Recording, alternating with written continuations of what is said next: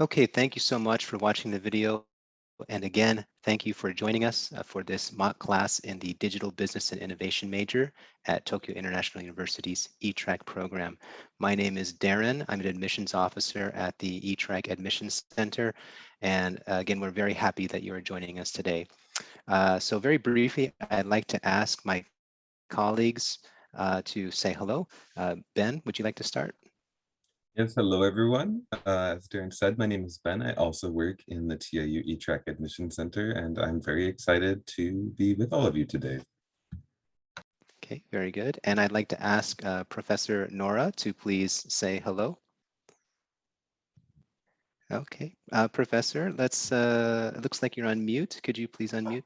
Yeah, sure. Hello, everyone. I'm Nora Sharkasi, and I am very delighted to be with you today to give you the mock class for the DBI program.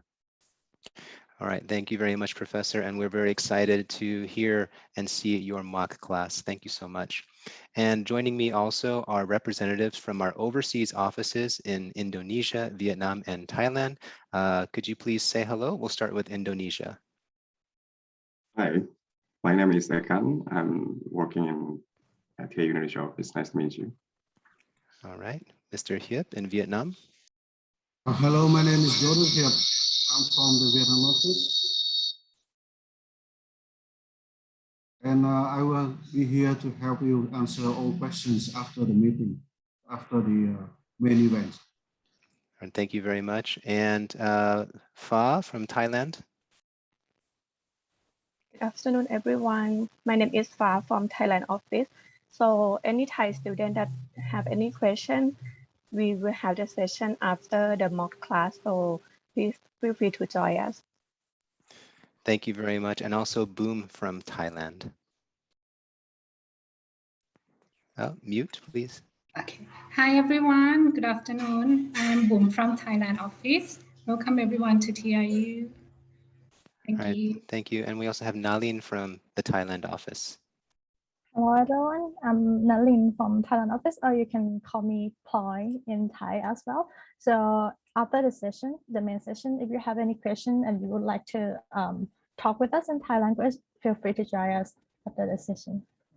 Thank you. All right, thank you so much, everybody. And with that said, I would like to hand the floor to Ben. He will give a short presentation about admissions-related topics before we start the actual mock class with Professor Nora.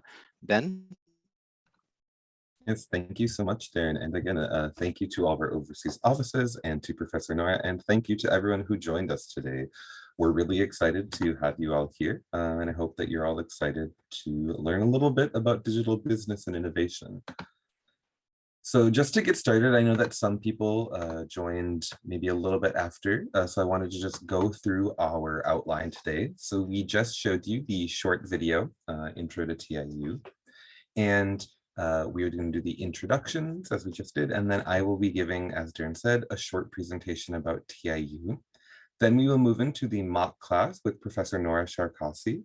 And after that, we will do a Q&A with her as well. So this is the time for if you have any questions about life at TIU, academics, if you're interested more in the digital business and innovation major, maybe things regarding the careers within that major post-graduation, this is a great time to ask those questions.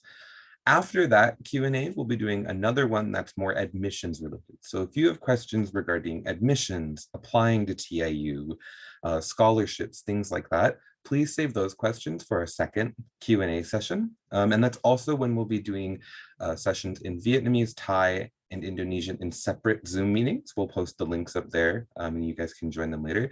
And then we'll be doing an English language one in this room. So that's just kind of the flow for today.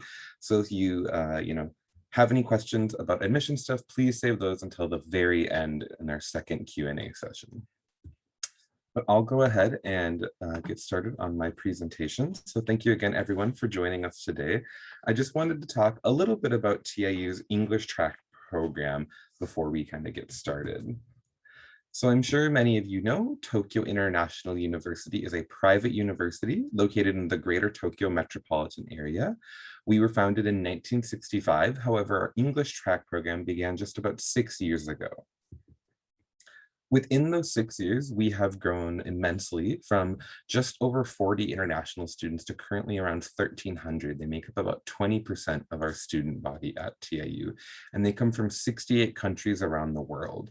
Our faculty is quite diverse as well, and 70% of them come from outside of Japan, and they also come from all over the world, including Turkey, India, the USA, Kenya, Indonesia. So you're going to get a really diverse perspective, not only from your peers, but from your professors at TIU as well. We also just like to talk a little bit about Tokyo as a city to study in. You know, in 2018 and 2019, it was ranked the second best student city in the world by QS Magazine. And this is due to a lot of factors. It's extremely safe. It's very convenient, very easy to get around with, you know, possibly the world's best public transportation system. It's much more affordable than cities like London or Sydney or New York. And it's honestly a really fun city to live in. I've loved living here my whole life. I loved when I was a student and got to study abroad in Tokyo. So we definitely think it's a great place to study abroad in. Now, to talk a little bit about TIU, we know that you're all here for the mock class for our digital business and innovation major, but TIU does have 3 majors at our university. Our first one is business economics, which is more of your traditional business degree.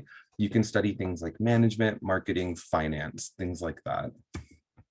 Our newest major is the digital business and innovation major. This is a Bachelor of Science, and it looks at the intersection of the business world and technology and IT. If you do have any questions about this major, please feel free to ask them to Professor Nora today. She can tell you a lot more about it.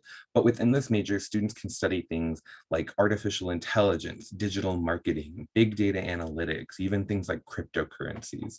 So this is a really modern major that can really help prepare you for the job market in today's world. Our final major is international relations, and this is for students who are looking maybe to understand how nations interact or why things like international trade or international conflict happen. And it's a really flexible major. We see students from this major going on to things you know, working in, you know, global affairs, but also going into maybe business as well. So this is a very flexible major. We also know that studying abroad can be quite an overwhelming experience, especially at first. So we do have an entire office dedicated to helping you in your daily life support. And they'll do things like pick you up at the airport when you first arrive, help you open a bank account, and we even provide interpretation services if you need to go to the doctor or have some sort of emergency. And just kind of finally, we also like to talk about our tuition reduction scholarships. TIU does have merit-based tuition reduction scholarships available. All students can apply for them, and they come at rates of 30, 50, 80, and 100%. Now, I'll talk a little bit about the screening criteria, but again, if you do have questions regarding this, please save them for the admissions Q&A after the mock class. And just to talk a little bit about screening for both admission and our scholarships, we're going to be looking at a number of things, but primarily your academic transcript and your secondary education, an English proficiency test score. So we accept many of them like IELTS, TOEFL, Duolingo, and many more than that as well. Our minimum score that we require on IELTS is a 5.5, but of course, the better you do on that, the better your chances for a higher scholarship and admission. And then we also are looking at your statement of purpose, you know, a short essay that we require. Students can also submit extracurriculars they have, and we also do require a letter of recommendation. And then just finally, we'd like to let you know, we are in the middle of an application period for the upcoming April intake. So if you'd like to join us this upcoming April, we are in the middle of an application period, and there's one more in November if you're interested.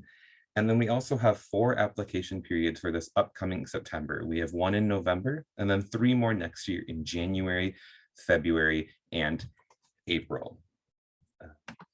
So that is all from my end. And so I am going to go ahead and turn it over to Professor Nora Sharkasi. She is one of the most beloved professors at TIU. So I think you're all very lucky to get this chance to learn from her. So Nora, why don't you go ahead and take it away? Thank you, Pen. Thank you everyone for coming today, and welcome to TIU. This is your first step to joining TIU. So today I'm gonna, let me just start all over with my presentation here. Okay. So I'm going to talk today about artificial intelligence. Today's lecture is going to be a very easy, sweet, lovely, light lecture. We're not going to talk mathematics or study statistics, but we're going to talk about different examples that artificial intelligence is integrated and moving into the different fabrics of business.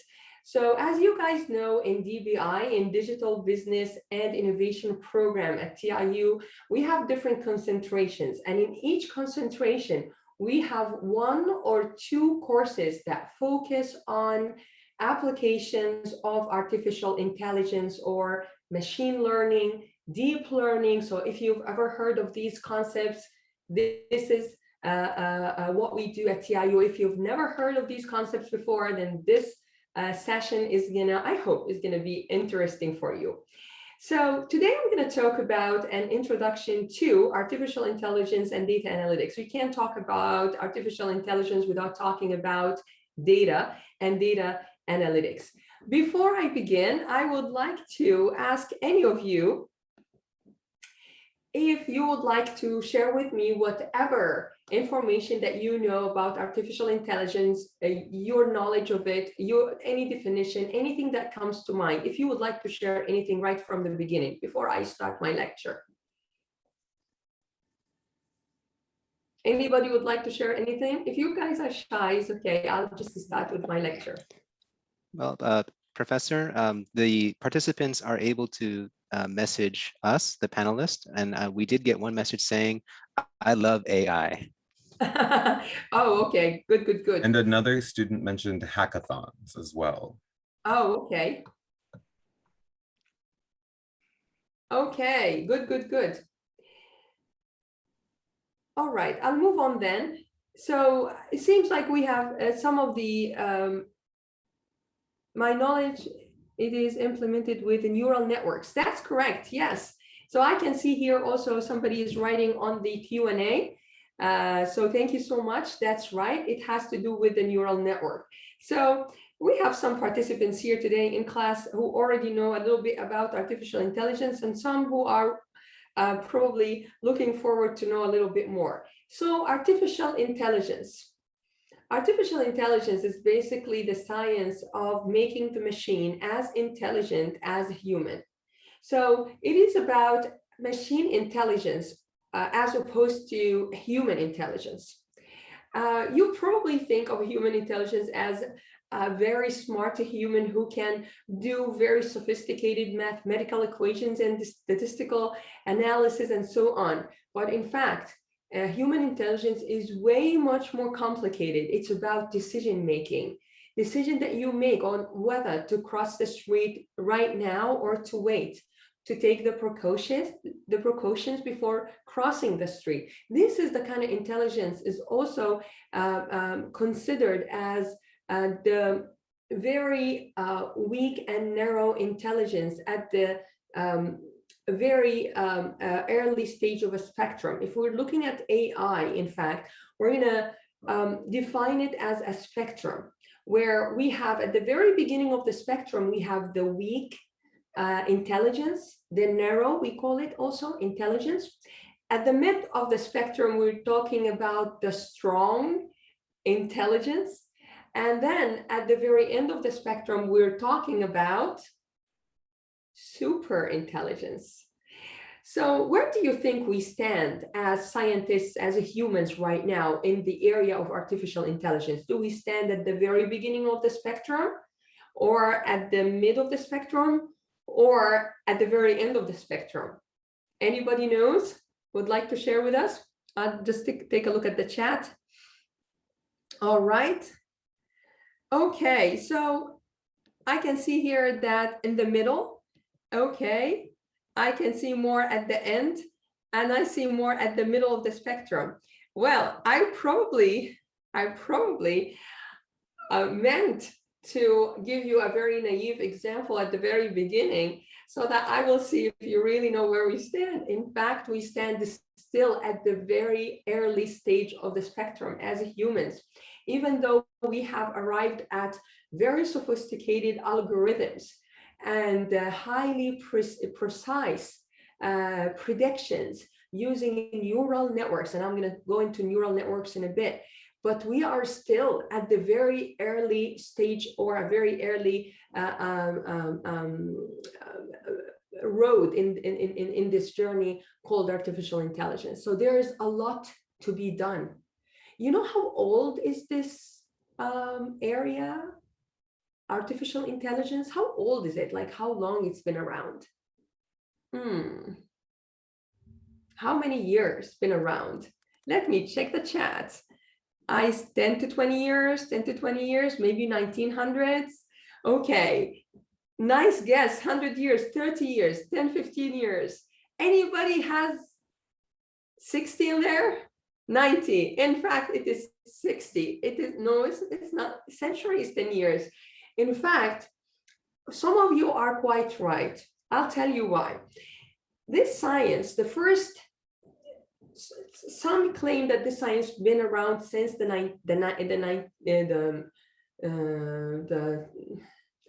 early 1990s. I thought so for too long, because this is when it has become popular. But in fact, the last book I've read on artificial intelligence, they were talking about the first very early publication on intelligent neurons was published in early 1940s. In early 1940s. This gives us about 70 years old, about 60 to 70 years old. Yeah, about 70 years old. In fact, 80. So some of you wrote 60, some of you wrote 90, I see there. So you are almost around there. You are plus minus 10.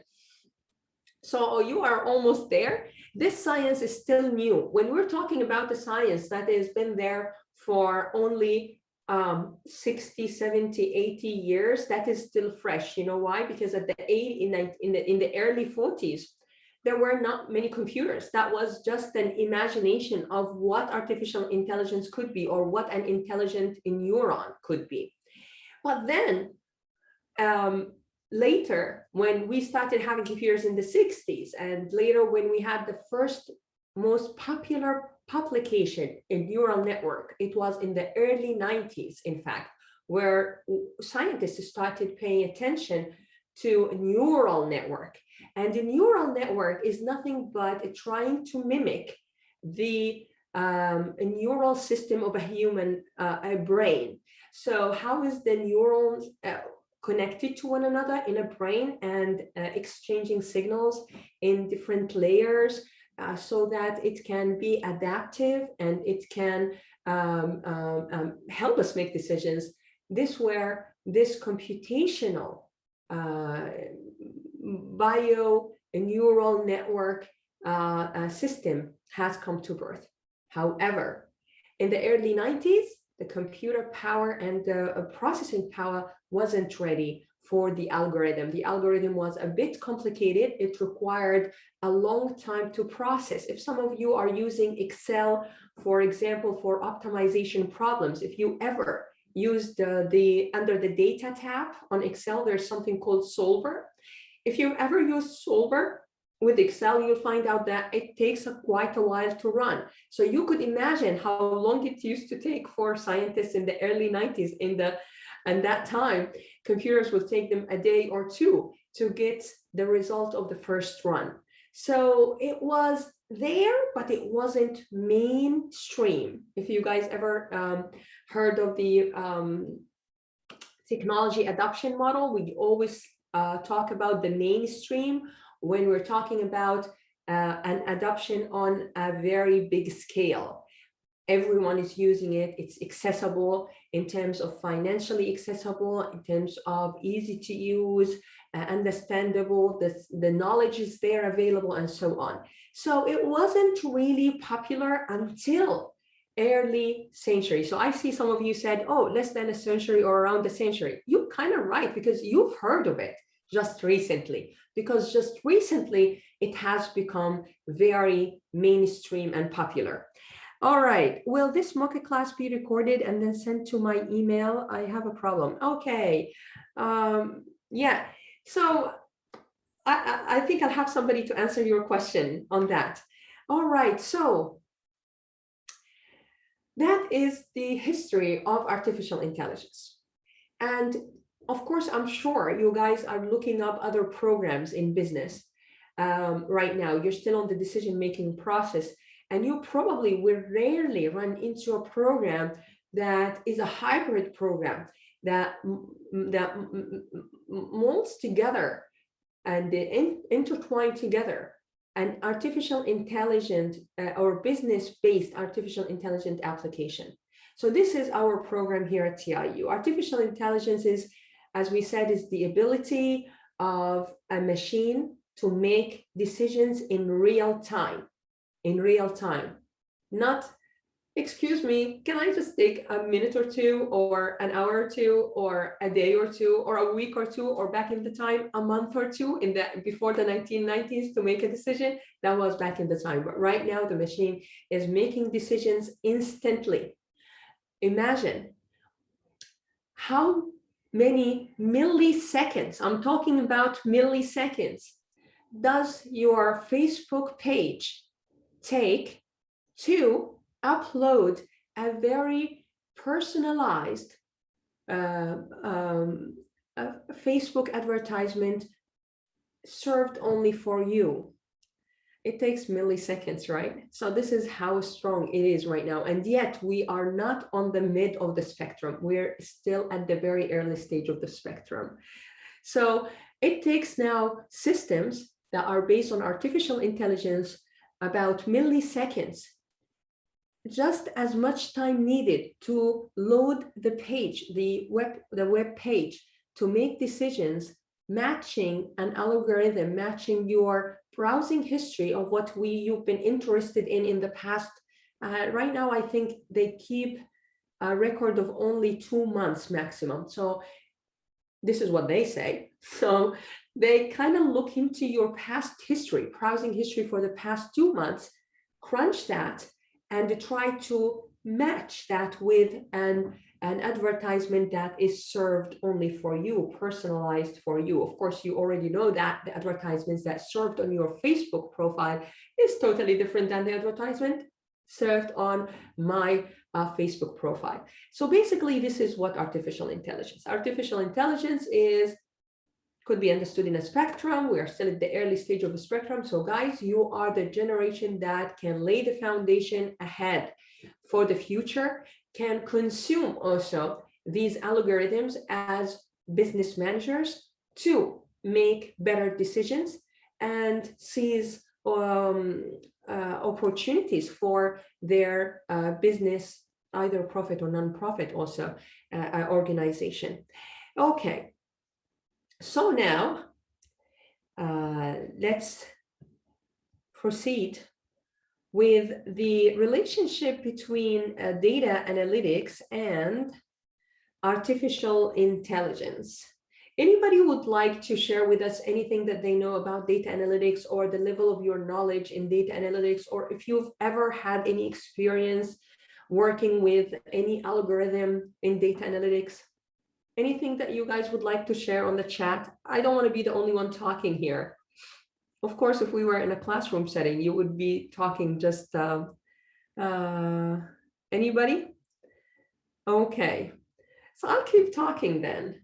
As you can see on the slide behind me, it is similar to data science, maybe. That's quite true. Yeah, data analytics is part of data science. That's correct. In fact, guys, that you have mentioned that, who mentioned that? Zaizafun. So that you've mentioned that, I would like to say a little note. I have read in one of the very progressive magazines. It's called the Wire magazines for technology. Probably some of you, if you are interested in keeping up with technological news, I personally advise you to subscribe to Wire. I don't work with them. It's not a promotion, but it's a very good magazine. And in fact, they were talking about how data analytics and data science is taking over computer science and computer engineering nowadays. So we have many students, in fact, joining us who were thinking about joining an engineering school or a computer science school, and they found in our program things that they couldn't find in the traditional computer science program. And this is one of the things that I've just read recently on education and artificial intelligence, that data science is actually overtaking computer science because it is the future. It is what the market wants. And as you can see, we are still in the baby steps, even though you might think that we are accomplished a lot, but scientists and visionaries is not only, it's about the artificial intelligence is about how crazy you could be to think about how you could use artificial intelligence in the future to help humans. And some are very afraid that it will take over our power, that the machine will actually take over. So in a sense, if you have visions of the future, you will definitely say that we are still in our baby steps in artificial intelligence, and there's much more to do with it. And this is what we are trying to do here at TIU. We are working with some technological companies like Tech Mahindra, so that we can work not only academically with a professor, but you could also work as in a triangle kind of typology, where you work with a professor as well as with the industry. If you have any idea, and be as creative, as crazy as you would like to be, if you have any idea on an application in employing artificial intelligence, for example, you can grab whatever professor that you like to work with and work with a business partner, we call it, or an industry partner. Like Tech Mahindra is our industry partner at the time, is very active with us. And they also offer a whole course in a whole course that has a syllabus, but in fact it is based on, it is adaptive syllabus. It is based on the students, what ideas the students come up with. And so the teachers have to also keep up with the students' ideas and creativity, and keep on searching for answers and helping students achieve, create, and complete their projects with the help of the Tech Mahindra. Is it the same with business analyst? Oh, that's a very good question. Business analyst, we also offer some courses that will help a lot in prepping students to become a very good business analyst or a very good consultant. So we do have some very interesting questions, very interesting courses that will help you out with it. And honestly speaking, a business analyst, in most of the organization, you have to work with in a matrix kind of organization. A matrix organization is that you have to talk and report to more than one manager. And in this sense, you need to be able to speak to technology people and understand how they think and what they're talking about. And also talk to the business side and understand their needs and wants and what they're talking about. So a business analyst in some organizations, depending on the organization and its activity and their focus, you might have to work with multiple teams, and you have to have very good presentation skills. And most of the teams and most of the decision, the science or the technology-based teams or IT-based teams, information technology-based teams, they will have to work with business partners or business departments so that they can create intelligent solutions, intelligent systems based on AI. So a business analyst in this sense, depending on the organization that and the job description, most of the time you might need to work with the IT department and the business partners also department so that you can do your work. All right, so descriptive analysis is easy. Then comes a higher level of analytics. It's called diagnostic analysis, and this is a little bit harder. It's like you going, God forbid, somebody going to the doctor and they're not feeling well and they don't know what's wrong with them. I have a headache. So now it's you need to diagnose, why is the headache? Is it from your eyes? Is it sinus infection? Is it stress? Is it maybe any other problem that we don't know of? I don't want to mention other reasons that might, I don't want to mention other very fatal diseases that might cause headaches. So there are many reasons for headaches, and this is a little bit more difficult. It's like you being a doctor. So also we do have some courses in visualization and some courses in our program that focuses on just learning programming, but others just focusing on consuming the algorithms with a little bit of programming so that you can interpret results and help diagnose any problems. And sometimes help the diagnostics here, help find out if there's any room for improvement. So businesses nowadays, to keep competitive, you are not only striving for we call it strategic inertia, like, oh, I am doing well with this strategy, I'm gonna keep with this strategy forever. No, you have to change your strategy, you have to be adaptive, because change is the new constant, isn't it? Change is the new constant. So you can't be constantly working with the same strategy. You always have to be listening to your customers, listening to the environment, and be adaptive, exactly like in neural networks. So predictive analytics, I would say predictive analytics is now at its peak, especially when it comes to marketing, to fintech.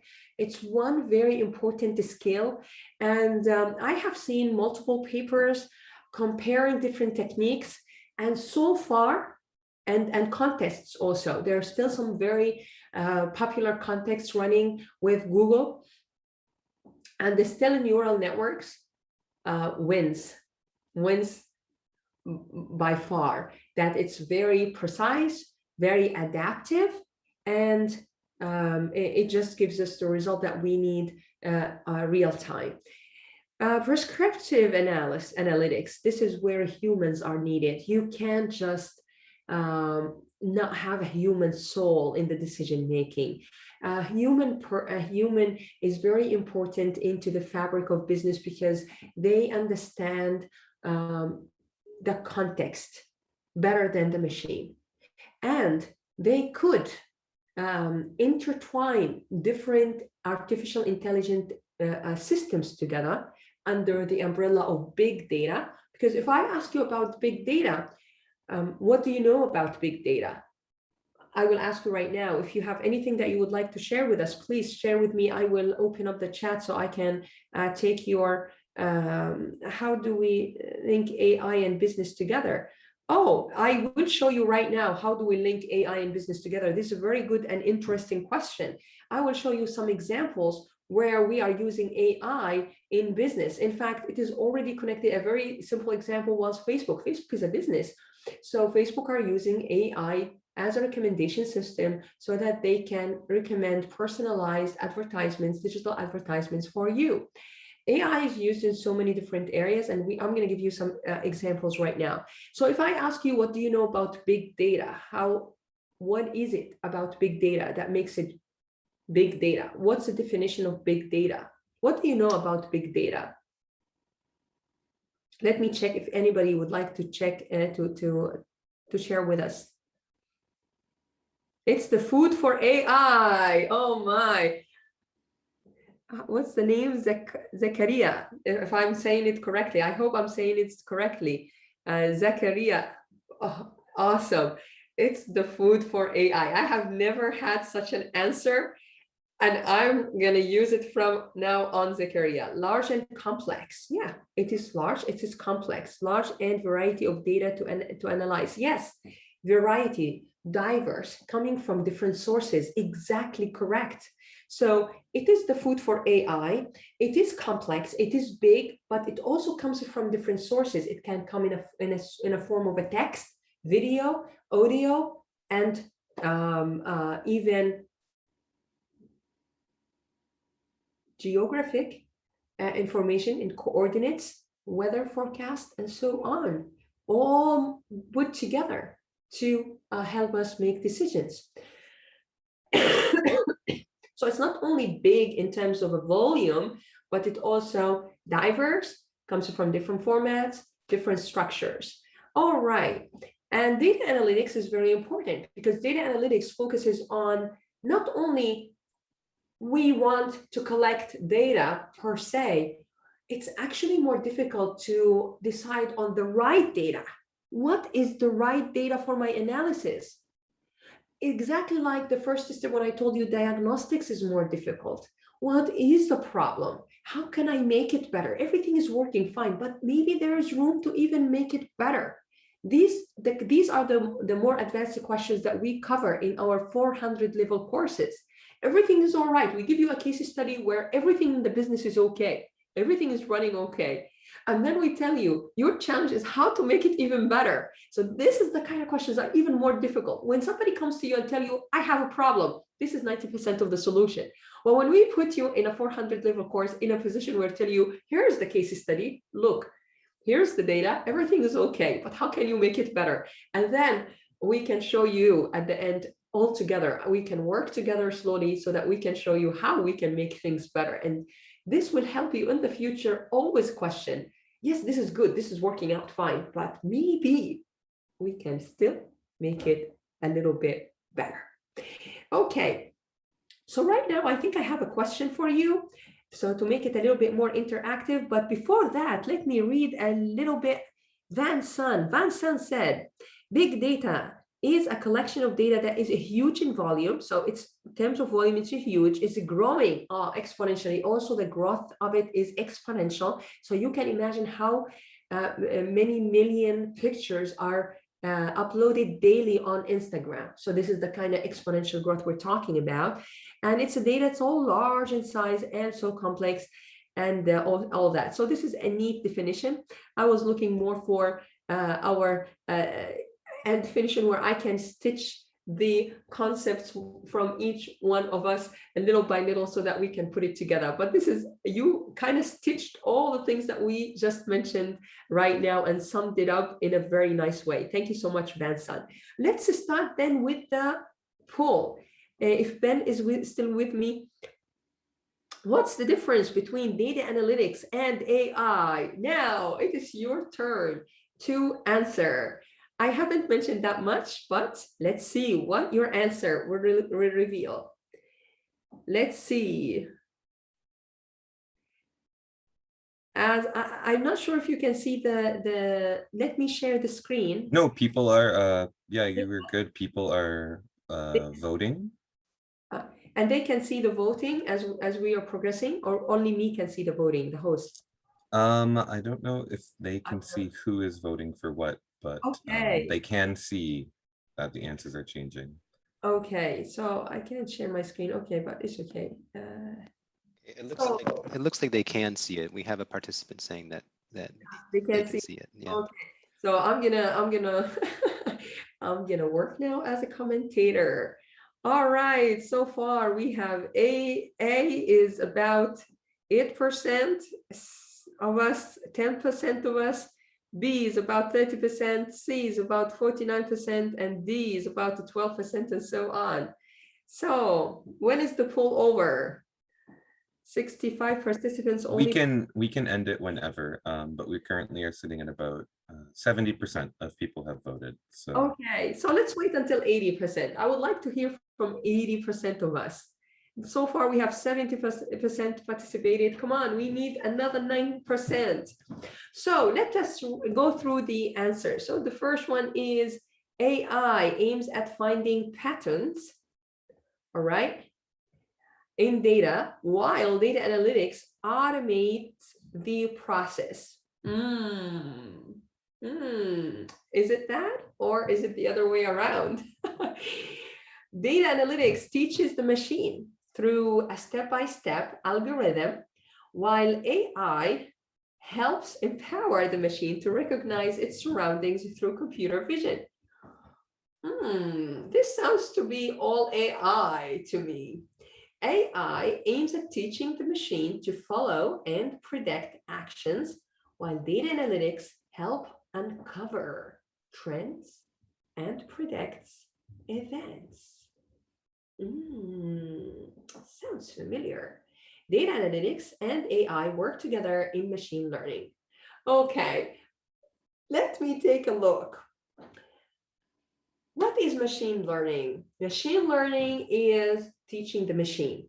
So we actually need to teach the machine. So through what we call it an algorithm, that we call it machine learning algorithm.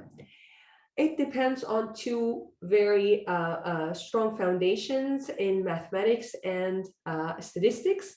So very strong pillars in mathematics and statistics, machine learning. And thus, it has to do with both AI and data analytics. But this D statement is not giving me a difference. It's just a statement, it's correct. So it's not a difference. But if we look at C states that AI aims at teaching the machine. So now we have 77%, so that's a good answer. And most of you guys have actually guessed it right, that the AI is aiming at automating, teaching the machine to follow certain instructions, predicting the actions, and thus be adaptive. And data analytics, on the other hand, is used to create trends, patterns. Something is wrong here. Uncover trends and patterns. So yes, we usually say uncover because the trends and patterns are already embedded in the data, hidden in the data. And we just use data analytics not to create a pattern. We're not an influencer. We're actually data analytics just uncover.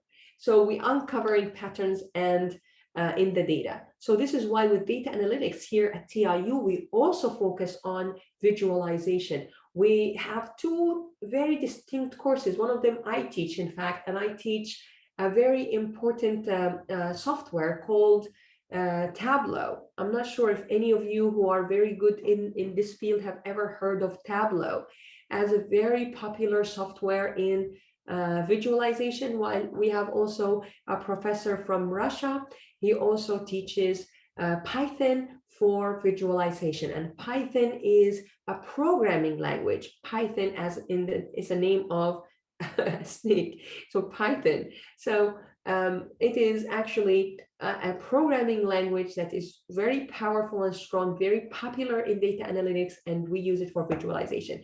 So let's move on, and I want to go ahead and talk a little bit about machine learning, since I kind of here at D hinted a little at machine learning. So machine learning helps the machine, the computer, to be automatically analyzing data and making decisions for us, modeling data. And it's a branch of artificial intelligence that based on the idea that the system can learn from data and it can identify patterns, make decisions with minimal human intervention. Minimal human intervention. All right, now you know what machine learning is. How is machine learning different than a new coined term called deep learning? Have you ever heard of deep learning? If you've never heard of deep learning, I think in TIU you will learn more. We have two courses. One of them is given by a professor coming from India. He is a seasoned professor. He had published more than 7 books. One of them is an award-winning book, a bestseller to be precise. It's a bestseller book on Amazon, and he's teaching with us at TIU, and he teaches deep learning in TIU. So deep learning is different in a sense that the machine can correct itself without the need for a human. So this is the crazy idea of the future. This is why I'm telling you, we are still at the very early stage of the spectrum of AI. The machine still needs us until now, maybe until the end of my generation. I hope that the machine will still be dependent on us. But we are hoping that in the future that the machine will become very smart and will use artificial neural networks. And as I explained earlier, neural networks are mimicking the brain neurons and how they function. in different layers and how the signal is going not only forward, but also backward. So we have different layers in neural networks, and some of the algorithm teaches the machine in a forward manner, but then the machine needs to be adaptive, learning from the past, and maybe you can change your mind, can't you, as a human being? The same with the machine, so that it can go also backward and then again forward. So the movement in between the layers of a neural network, that is quite interesting. For some of you also who are very passionate about AI and neural network, wants to know more about it, and if you would like to work, of course, I hope to see most of you here accepted with us at TIU. This is a very competitive program, and I hope to see all of you accepted here with us. Please grab a professor. If you are so much into this, grab a professor at year 1 and ask them if they would like to help you and work with you on your project. One of the things I always and currently introduce my students to is what is called tensor, a neural network. So some of you here, I can see that you already have the background. So hopefully I added something new to you today. It's called tensor in neural networks. It's the new thing. So let's take a look at the second question here. I'm going to skip the second question if it's okay, or shall we go for the second question then? Totally up to you. We can skip it if you'd like. Okay, do we have time? I believe we. Well, we're approaching 4 o'clock Japan time, so we have about 3:50 Japan time. So how much more do we have? How about 15-20 minutes? Is that okay? 15 minutes. Okay, so now we know. So guys, help me, please. We have only 15 minutes, so I would like your participation as soon, like very quickly, your quick action. So Pen right now is going to help us and put the poll out for all of us to answer this question. What are some of AI applications that you may know of? And please, I'm going to give you 1 minute only. Let's take only 1 minute or less for about 70% of us to answer the question. Let's do that. I feel my humidifier is actually on the screen. All right, let's see. Most of you guessed it right. So, image and video recognition. Yeah, image and video recognition. What do you mean by that? Actually, face recognition on Instagram or on Snapchat, when you are using an AR-based application, augmented reality-based application, which are these filters where you have like little flowers all around your head on Snapchat, these are actually using image recognition and video recognition so that they can place that lovely band of flowers on top of your head precisely and nicely. And video recognition, because when you're moving your head right and left, it actually have a tracking mechanism. Perfect. Speech recognition and the natural language. Yes, of course. Siri, if you are using a smartphone, Siri is using speech recognition. Recommendation system. I just gave you an example. Facebook as a recommendation system. Amazon as a recommendation system. eBay has a recommendation system. Almost all e-commerce stores, big e-commerce stores, they have a recommendation system implemented in them. All right, so you guys win. 83% of you has answered D, all of the above. Correct. All of these are examples of AI. So we had a student asking question, how is AI related to business? Very good question, answering it today with you. First, one example is an image and video recognition. Image and video recognition is very important example nowadays because when we're talking about marketing, don't you think in general, don't you think you get excited when you are surprised? So when somebody gives you a surprise gift? Well, I don't like surprises, but some people actually, or back in the time when I used to be younger, I like surprises. Surprise gift makes me really happy. There's a little element of excitement there. Same applies to novel technologies. In fact, augmented reality is not a novel technology really for a person like me. I used to work with augmented reality ever since I was, 15 years ago or more. And at that time, when I used to look it up on Google, just to learn more about it and so on, searching something about it, I would come across these blogs that says augmented reality is a gimmick. A gimmick. It's a fad. It's not gonna last. But look at us nowadays. Nowadays, augmented reality equipped with artificial intelligence, used with marketing applications, and used for security-based applications for facial recognition, and so on.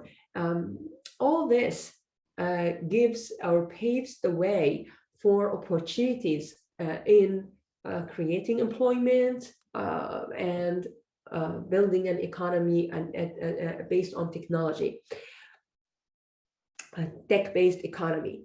So it captures, so you need that technology that captures. We already have it with the cameras, even on our phones.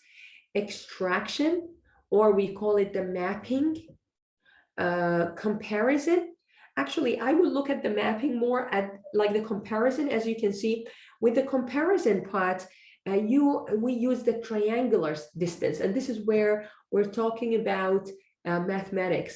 There's a triangular distance. The smaller the triangles, when we're doing the mesh, we call it a mesh. Maybe some of you are already good with the graphics and graphical softwares like Blender and others. So the more triangles you have and the smaller they are, the more precise is your compression and comparison. Then you have the matching. So you know that this is Nora, and so on. Right now on this mobile device, the smartphone, I see that the smartphone tells me that this is Jacob, for example, picture of my little son. It recognizes my little son on different pictures and it wants to tag it and so on. And the same on Facebook. If you notice on Facebook, so Facebook also recognizes certain individuals on your profile and tells you, can I tag this for Jacob, for example? So this is all applications of artificial intelligence.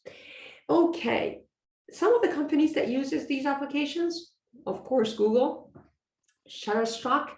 Shutterstock is one of the very interesting platforms that I personally use for assets, like digital assets, like images and so on. Pinterest, eBay, and Salesforce, Yelp, Apple, Amazon, Facebook, and so on.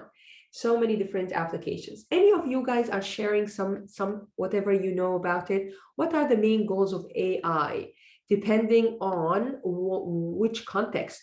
Can AI do some mistake?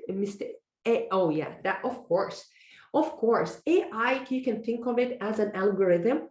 We talk about a precision percentage. So when actually the precision is very high, we are very skeptical. So there's something we call it the precision and the recall measures. So there is something we call it in AI, we call it precision, recall, and accuracy. So these are certain metrics that we use it to assess the performance of any algorithm in AI, because AI is different algorithms doing different things. So this is one of the things that it implements AI. So basically, to answer your questions, yes, there are mistakes to a certain extent. In fact, we want to make sure that there are mistakes because humans make mistakes. And usually an accepted accuracy level is 75%. An awesome accuracy level is 85%. But 95% and above, I would say we have speculation. Something is wrong because sometimes we overfit the data. We call it that it's overfitting, and it is dangerous because it looks good, but does it work good for the future? Can it be really so precise? So in some applications, 95% is still acceptable because now it has become very easy problems. But in certain problems, 95% could be alarming. I would tell you, oh, I speculate that this is correct, that results are correct. So yes, to a certain degree, there always have to be some error because we use an accuracy measure.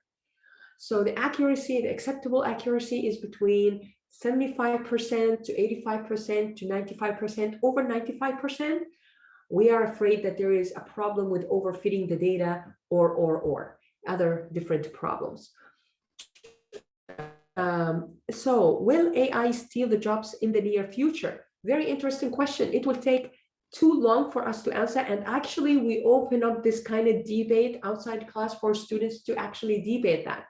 I will tell you something. I'll answer this question very quickly with the other question. What is the goal of AI? Can AI steal our jobs? Very smart questions. It depends on the context. How are you using AI? So this tells you what's the goal of AI. The goal of AI, depending on the person you're talking to, the person working with AI. For example, my aim of using AI is to create more jobs, to help more people. How is that so? It might steal my job. Yes, it could. Let me give you an example of how human could use AI in such a way it won't steal your job. For example, there is a fully operated a restaurant by robots. Robots are actually servicing you, your tea, your coffee, and this is good, especially at the time of COVID. Okay, already stealing my job. Yes, that's true. Until you really know the fact that there is a room in the back of the restaurant where disabled individuals who can't walk well or can't hear, can't talk or, they're actually sitting all together in that room and operating the robot. For the robot to be precisely walking around and not hitting a table, not hitting each other, you need an AI algorithm so that for the robot to see, it's computer vision, AI, artificial intelligence. So it depends on how you're using AI. If you're using AI to help impaired individuals, disabled, I don't like the word disabled really, they are not disabled, but they have special needs. They need other people's attention to understand that they are just equal individuals like us. They just need special needs. So they have special needs. If you put them in any room, they can operate these robots that empowered with AI so that they can be of big service to other human beings. So yes, AI can steal our jobs if we make AI steal our jobs. This is why we need your generation. Maybe the previous generation of my parents, and I don't blame them, but they were not educated much about the global warming, about the CO2 emission, about the trash we're throwing without recycling and so on. Our generation, my generation, is becoming more aware of these problems. Your generation is totally completely different level. You are on, you have to pick up the ashes that we've left for you on Earth, that we left it a little bit with that global warming and to other more problems, but we have faith in you. You are the future. You come with a goal to help other human beings with the use of AI to empower them, and this will be the goal of AI. I will use AI for, God forbids, a weapon of mass destruction, and that would be the goal of AI. So it depends on the context. It depends where are you putting this power, this knowledge, in which hands. And this is one of the things that we hope that you, the next generation joining DPI program, come with this idea. How can I use this AI technology, not for the AI technology to steal my job, but to make me a better manager, or to make me help, or to make me create jobs for people in need, and so on. Can AI become so advanced that it takes decisions without human consent? Well, we see it all the time in movies, in sci-fi movies and fiction movies. Who knows? The future police officer could be operated with an AI. So let me just go ahead now with this very interesting mini case study. It's a video for a very you guys know that the first ever makeup company on planet Earth was Japanese, and it is Shiseido. It is over 100 years old. It is maybe not very popular in the West because of its high standards and high price as a Japanese brand, because they use very good quality, high quality formulations. So Shiseido is over 100 years old, and it is recorded as the first makeup company ever created on planet Earth. So let's see how Shiseido is using AI technology, and this is the goal of AI technology within this context of business. Telecommuting. Just let me make sure that I share with the voice system. And now let me share again. Hopefully you guys can hear very well. Please let me know, Pen, if you can't hear it. Very popular in the rest of the world. A new concept for Japan. Working from home frees up time, opens up infinite possibilities for women. Shiseido had an idea. We took our makeup simulation technology a step further.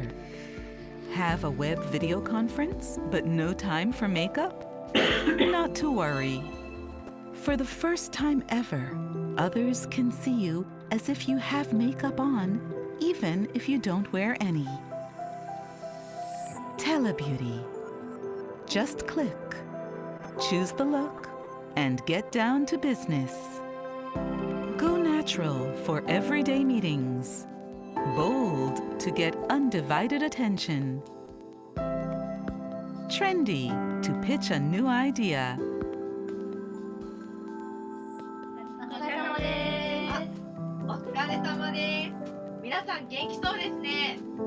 Are your hands tied? Is your lap full? You'll still be ready for a close-up. Anywhere, anytime, even at the very last minute. Telebeauty, a new way to enjoy makeup. A Shiseido collaboration with Microsoft and Skype for Business, used by Shiseido and Japanese companies that promote telecommuting. Be the boss of your own time with Telebeauty.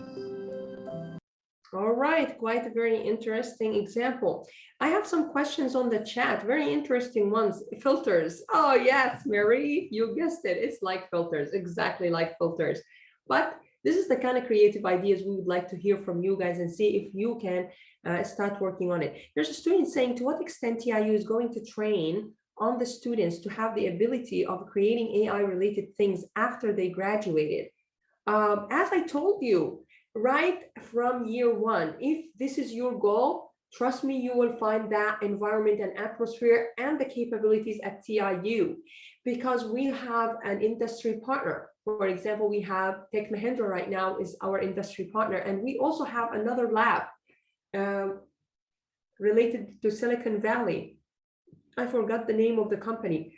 Professor Jay, the vice president, told me about it. I think the PR office has the information, but we also have in communication now with another industry partner very soon, coming from the Silicon Valley as well.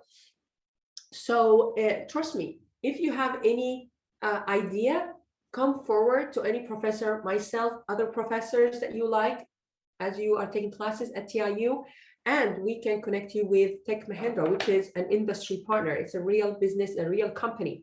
So you can submit your proposal and you can start working on it right while you are a student. You can create something. Now, as us in classes, trust me, all my classes are practical classes. I don't usually give much of memory-based classes. All of it is doing and creating things. So yeah, some of our graduates and Darren knows more about the statistics, and he will tell you more about it after the MOOC class.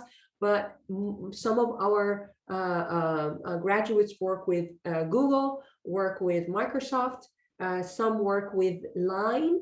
We have a company, very popular messaging company called Line application. So some of them work with Line company. And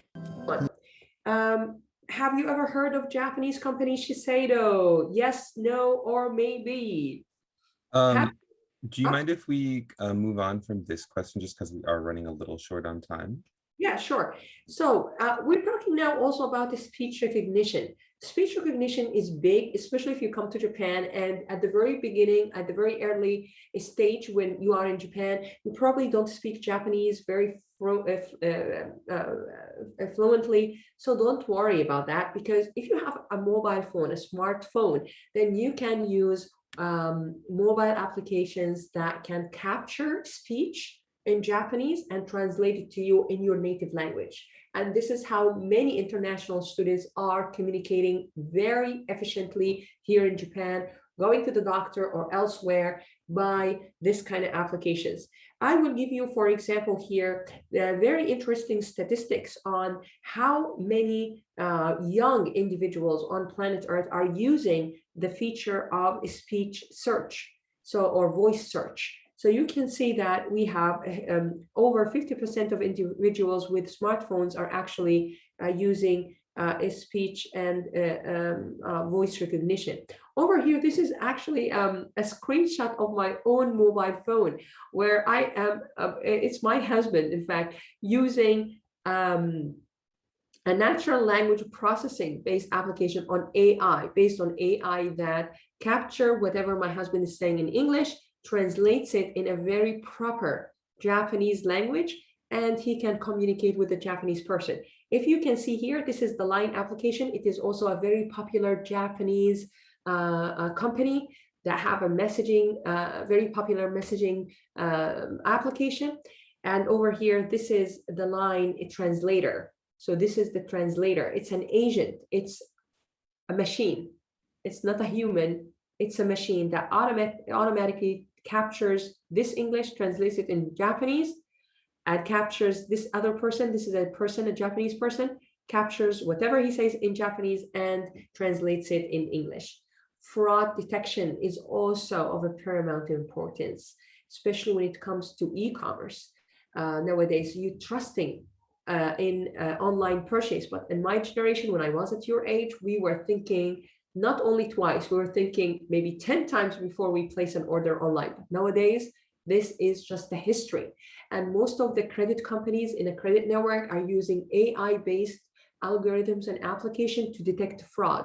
For example, somebody opening up an e-commerce store, selling in such very low prices, but then customers never receive their orders. So in this case, they can easily detect, before the disaster happens, they can easily detect if this e-commerce store is a fraud or not, and so on. Inventory optimization is also a very important example of using AI along with robotics. So what is the goal of using AI? Depending on the context, because if you merge it with robotics, also gives you a different outcome. I'm going to share with you this very interesting case. From bikes to miles of conveyor belts, there's a lot of ways to get around this massive 1.2 million square foot fulfillment center in Phoenix, Arizona. That's the size of 28 football fields. Over 15 million items are stocked in this facility every day, and the endless rows of jumbled consumer goods looks like there's no method to this mind-blowing madness. But Amazon spokesperson Ashley Robinson told me that's definitely not the case. That process is called random stow, and what will happen is the associates will look for places that that particular item will fit into a bin, and it doesn't necessarily have to be next to the same item. We prefer it to be very random. You got that right. I found this power juicer stored next to some Dial soap, followed by this huge tub of Big League bubblegum. Okay. With over 2,000 full-time employees at this facility, online shoppers who click buy immediately alert handheld technology scanners that tells associates where to retrieve the product and then uses an algorithm to send employees to the most optimal next item to be picked. But if you think that's impressive, Amazon's busiest employees are actually their Kiva robots. Their strength is equivalent with an NFL linebacker. They weigh over 300 pounds and they can lift up to 750 pounds. In a fulfillment center where we handle larger items, those particular robots can lift up to 3,000 pounds. Now the products travel in these yellow boxes called totes through 8 miles of sky-high conveyor belts until they reach another incredible technology called the SLAM line, which stands for shipping, labeling, and manifesting. This bad boy actually already knows how much your product should weigh before it ships. So if it sees that the book you ordered is not weighing as much as it should within the computer system, it will kick off that item to the side, and an associate will pick it up and address it and make sure that the right item is sent out the door. Now it's finally time for the packages to head out the door and ship to your door. The boxes are pushed down metal chutes that are separated according to shipping preference. Workers are then challenged to a game of Tetris as they have to pack the items tightly together, wasting no space. Okay, very interesting. As you can see, recommendation system is also another example that we talked about. There's also a very interesting case study about a startup business. It's the kind of businesses we would like to see at TIU, a mix of technology-based entrepreneurship. So ThreadUp is a very basic startup business. The idea is basic, but it is very successful. The idea is based on recycling, meaning recycling or share economy, so that we don't have to always buy new clothes. Why is that? Clothing and fashion industry, if you don't know that yet, but the fashion industry is one of the top industries that are responsible for the CO2 emission. So making clothes yield a lot of CO2 emission, and any entrepreneurial idea that can help reduce that emission will be, I will say, easily received by investors. So ThreadUp is a startup business in the United States where people can buy secondhand clothing. Here in Japan, this culture is there, and they also have like physical stores where you can just put your clothing, your secondhand clothing there, instead of just throwing it away for recycling or so on. There's another business in the United States, very popular. It's called the Runway. The Runway is also a very popular business. It is based on renting clothing. So if you can't buy designer clothes that a dress costs $1,000, $2,000, and all the way to $8,000 a dress, and you want to always dress fashionably and nicely every day to work, so you can rent clothes. It is running on a subscription, but you can rent clothes instead of buying clothes and throwing it away, or clothes that you can't even buy. So this is the kind of entrepreneurial ideas that we'd like to also mimic and see at TIU. I will run also this very interesting case study for you to watch with.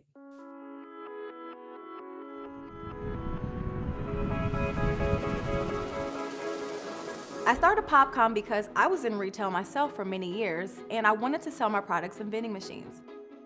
I realized that vending machines and kiosks did not have smart technology like I was used to through e-commerce. I looked around for a solution and I couldn't find one, so I decided to solve my own problem. My name is Dawn Dixon Apagane, and I am the founder and CEO of Popcom. So the core product of Popcom is software, and our software makes vending machines and kiosks smarter. Our software empowers vending machines to collect customer information like email address, understand how many people walk by the machine, understand how people feel when they're shopping on the machine. So it's much more than just going up to a machine and something comes out, but now the retailer knows so much more information. So they know how many people walk. When I first started the company, it was really focused on vending machines. The software side actually came from the suggestion of investors to create something more scalable. And so that really made me think deeper and say, okay, I know I want to do vending, but how can I really scale this? And it was through creating software. Once I got that locked in, the investors really took to it because they said, okay, we get this. Tech investors understand tech. And so we raised our first $1 million from venture capitalists, accredited angels, and tech stars. Our second round, I decided I wanted to go a different route, and that's when we decided to crowdfund. So essentially we did an equity crowdfunding campaign on Start Engine, and I became the first female founder in history to raise $1 million from the crowd. And that was very significant because we had 5,000 investors at this point from all over the world who believe in Popcom. In 2017, we moved the headquarters of Popcom from Los Angeles to Columbus, Ohio, because our investors are based here. Columbus is important for us geographic-wise because it's pretty central, and the cost of living and cost of talent is very affordable for a fast-growing startup. It's definitely important as an entrepreneur to know when to pivot and when to make a change in your business. That's critical. And we were faced with that decision in 2020 with the onset of COVID. We ramped up our company in 2019, fully ready to manufacture in China for a very low price at scale. But then COVID hit, and we didn't know if it was a good idea to have our supply chain on the other side of the world. So what we did, which did cause a challenge and a setback, but it's an important thing that we did, was bring our supply chain from China to the United States. So now we manufacture everything in the States. The future of retail is certainly automated because people are wanting to do contactless, touchless, and fast transactions. Popcom has been ahead of the curve. We were actually the outlier. People didn't think that we had a real industry, but now we do. And so COVID did help with that, but we're projecting to have our biggest year ever in 2021. I put this mini case study for you up so that you know that here in Japan, Japan has the highest number of vending machines. And if you are interested in working on a similar project where, in fact, in Japan, let me tell you a little bit of a story you might like, but I know that we are just running out of time. But here in Japan, for example, there's a big move toward using vending machines for businesses. In fact, if you go to any restaurant, not any, but some restaurants here in Tokyo, you have to pay and get a ticket, and then you give it to the kitchen in that, like whatever, they receive the ticket from you, and then they offer you the food. So this is one of the one way of doing business here in Japan. Even in beauty salons nowadays, you actually go, I myself, I'm working right now with a beauty salon with a lady that actually was the first beauty salon in Tokyo, and she was featured on TV multiple times. And she was the first beauty salon in Tokyo to use a vending machine where you go there, you actually choose whatever menu you would like to be serviced, and then give the ticket to the person there, and they can service you. So now we're trying to actually have the machine be very smart to recognize Nora and tell Nora, "Hi, Nora, how are you?" So the machine can actually say, "Hi, Nora, how are you? Would you like to use the same menu like last time? Would you like to couple it with this and give me a recommendation for it?" and so on. So this is the kind of things that also Japan is working on. So I'm very much interested in showing you a Japanese case study very quickly. Uniqlo, if any of you have never heard of Uniqlo, Uniqlo is the #1 growing retail business in Southeast Asia, and it's a Japanese. And this is a very interesting case study of the future of AI. So this is what's the goal of AI. In this case, you will see what's the goal of AI as well. With over 600 styles, Uniqlo has a t-shirt for every occasion. But with so many options, shoppers couldn't make up their minds. So we read them with UMood, a retail experience like no other. We harnessed neurotechnology to analyse brainwaves of the frontal lobe, the area responsible for our moods. With the Neuro headset on, shoppers were shown a range of stimuli to elicit an emotional response. A custom-built algorithm crunched the data to figure out how they were feeling and recommended t-shirts to match. As shoppers were shown each t-shirt, we monitored how much they liked them to determine the perfect one to suit their mood. We had some great reactions and some questionable ones. But the brain wants what the brain wants. UMood travelled to stores across Australia, helping thousands of people find their perfect t-shirt. Comedian Benjamin Law launched UMood by releasing a video online. And so everyone could get involved, we integrated the technology into Uniqlo.com, as well as Instagram.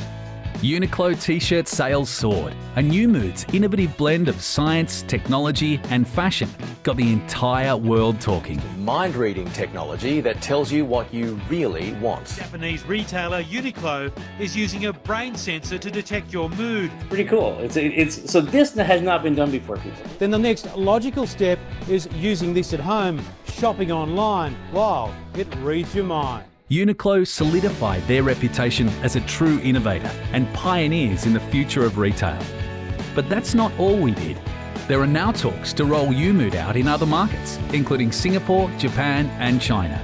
We paved the way to revolutionise the retail experience. It's time to stop listening to our hearts and start shopping with our heads. After all, you can't argue with science. That is quite interesting. So we're not listening to our hearts anymore. We're more into what our brain wants. So sometimes, as you can see, the brain knows more than what we know about what we want. So I will conclude here. I hope that you enjoyed today's presentation. I took a little bit longer time than usual because I was answering some questions and addressing them as I was presenting. So if you guys have any questions, I'll take some questions. If Pen, let me do that. If I am so out of time, so I'm just gonna stop here, Ben. No, it's fine. We totally will do the Q&A with the students. So students, now if you do have any questions for Professor Nora regarding kind of everything we talked about today, so whether that's AI or data analytics or just about the DBI major in general, or about maybe, you know, post-graduation career options, now is definitely the time to ask those. So if everyone could go ahead and submit your questions to the Q&A. Anything regarding things like visa, admissions, things like that, please save those questions and we will answer those in the second Q&A. So we have one person who asked, what qualities do you expect from future students? We expect the students, first of all, to be passionate toward AI. Passion is very important. Then comes the work. So you will have classes that covers mathematics, statistics. So we have two math for business, two courses, math for business 1, math for business 2. And we have stat 1, stat 2. And in these courses, we cover very advanced statistical and mathematical concepts. So if you have the passion and you are ready to take on the work and studying more math and statistics and a little bit of programming, you should be fine. So this is our expectations. The attitude is what matters the most in today's business environment. It is the soft skills that we hope to sharpen in our future students. And this is, I think, what we expect. Expect interest and passion in the area of AI, and thus willingness to take the stat courses, 2 stat courses and math courses. And well, you can take it from there. Hello, Professor. Okay. Do we need to be good at math in digital business innovation major? Depending on which concentration you'd like to focus on. If you'd like to focus on, for example, fintech, AI, deep learning, then yes, you need to be very good in math and in statistics. If you are willing to try to study math again with us and see, maybe we can convince you that math is not that difficult and statistics, and it could be really approachable and fun and easy because it is more applied math. If you've noticed, I said it's math for business. So it's more math in a context. So it is more like how math can help me within a story. So if you are willing to also try your luck with us, yeah. But there are also other concentrations. We have concentrations in entrepreneurship. We have a concentration in digital marketing. We have a concentration in management, digital management and innovation. So these kind of concentrations, you don't need a very strong mathematical background. So it depends which concentration you'd like to focus on. So I would say if you are interested in AI per se and data analytics, you need math and statistics. But in the Digital Business and Innovation program, there are 6 concentrations.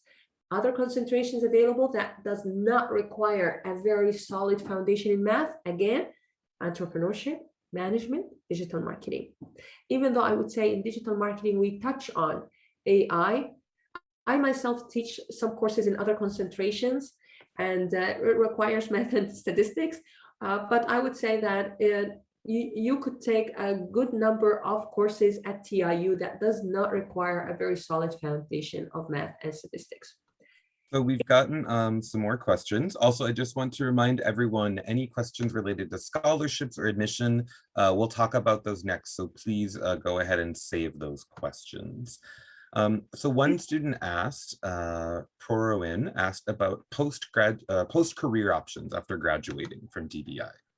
Yeah, is DBI and AI focused? I think I answered that. How can we do it after graduation? I think I answered that, Ben, already within the, I think I did answer that. Yes, yeah, I think maybe they just want to hear again, just kind of some other, some more kind of career options, if you just like pretty generic ones, you know. So I have now, okay, so career options. What is your career options? It depends on your concentration. If you concentrate on fintech, for example, so then you are considering a career in banking and in fintech related career.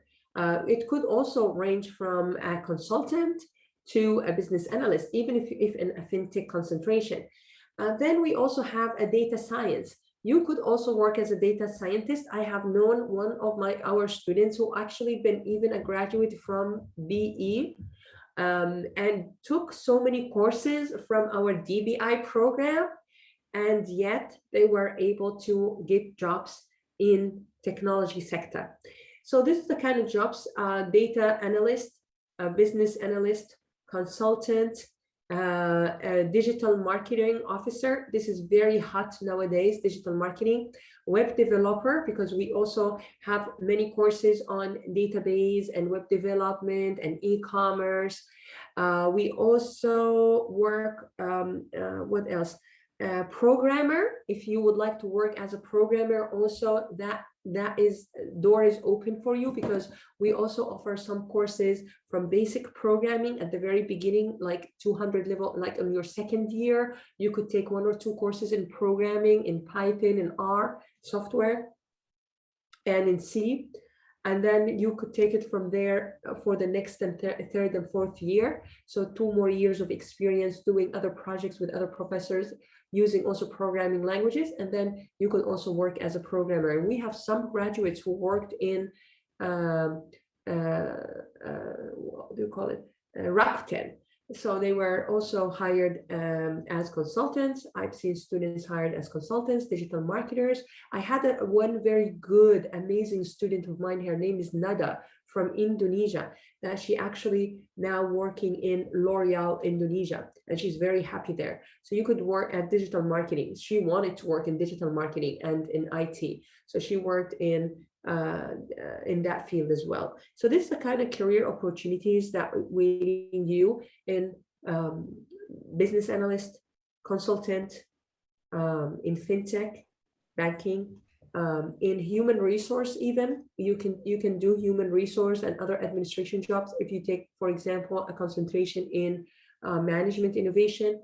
Also, I have seen some students aiming at jobs in a government sector because they want to work on helping the whole country and lifting up their entrepreneurial endeavors. So even with a governmental sector, it depends what you're doing, but these are just concentrations. You could fit in whatever area of your interest, as long as you are taking the right courses for that. So I have seen also students who want to be an entrepreneur. We have one student I know very well. He's from India, and he has his own company registered right now in Japan. So he also an entrepreneur, and he's already had 2 or 3 clients working with him. I know 2 students from Indonesia who contacted me. They are second-year students who are starting a digital marketing company, and they wanted me also to be their advisor. So we do have many students who start their own business here in Japan, and they have a lot of opportunities. Sorry, just to talk a little bit more. So if you do have questions, please post them in the Q&A portion, not in the chat, just so everyone knows. And we had a couple students who asked about the degree certificate. It's recognized both in Japan and outside of Japan. So you don't need to worry about this. We have many students who go on to master's programs outside of Japan as well. And students are also asking about concentrations. So you don't have to pick a concentration in DBI. You can choose to kind of follow the course path for those, but you are not required to pick one. So there's no time frame for that. And then I also just want to remind students, we're going to be focusing primarily on the undergraduate program. So any questions about master's students, please go ahead and shoot an email to our master's admissions program, and they'll be able to talk with you about that. But we had one student who asked, Enwei Sim, they asked, do you need any foundation in programming before taking the AI courses? Oh, no, in fact, you don't need any of that. Just interest, passion to take courses in programming, in math, and in statistics. If one wants to study computer science as her interest, does studying in digital business and innovation match some value as computer science? As I told you just earlier in my presentation, in fact, I have read just recently an article, very interesting article, that even data science data science is taking over computer science.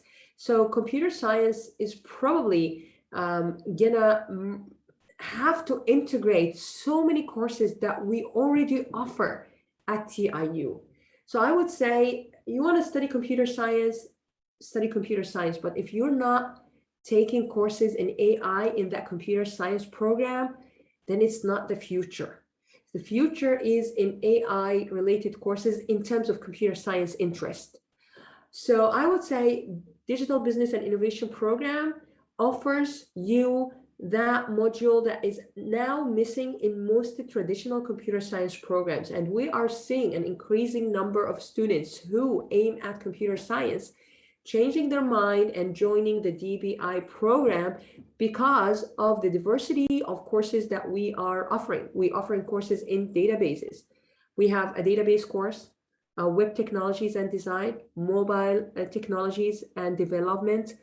We have about 4 other courses in deep learning, and they are taught by different professors. So I teach a course in business analytics, professor from Russia, professor from India, professor from Turkey is also teaching other courses in, and a professor from Taiwan, an amazing, very talented professor from Taiwan is also teaching a course in business analytics. So you will be very well-rounded, working in econometrics also. Professor Chen from Taiwan, he is an expert in econometrics, is very important science.